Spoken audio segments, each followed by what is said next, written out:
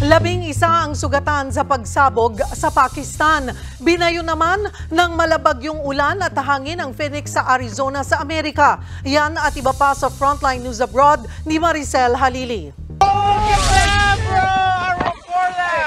Parang sangalang ang punong yan ng tangayin ng maladilubyong hangin at ulan sa North Mesa, Phoenix sa Arizona, USA. Halos mabuwal na rin ang iba pang puno na nasa paligid ng parking lot. Ang mga residente sa loob ng gusali, stranded din. Ayon sa Weather Bureau roon, ang pag-ulan ay bunsod lang ng kanilang monsoon winds. Wala namang napaulat na nasaktan pero higit 40,000 customers ang nawala ng kuryente. Sa Chicago, Illinois naman, sa pool sa CCTV ang paghabol ng tatlong babaeng yan sa 61 years old na lalaki sa West 22nd place.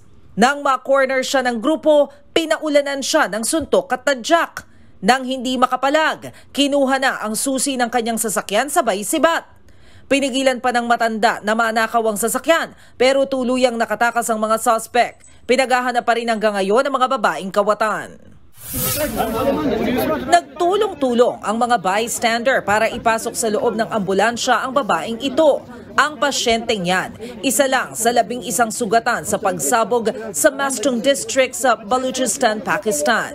Nangyari ang pagsabog nang salpukin ng isang motorsiklong may bomba sa kotse ng isang religious political party leader. Pero lumihis ito at sumalpok sa isang pampasaherong van bago sumabog. Inaalam pa ng Pakistani police ang motibo sa nangyaring suicide bombing. Nagbabalita mula sa Frontline, Maricel Halili, News 5. Mga kapatid, Julius Babaw po. Iba na ang may alam at may pakialam sa panahon ngayon. Huwag maging huli at maging una sa lahat sa balitaan. Mag-subscribe at mag-follow sa social media pages ng News 5.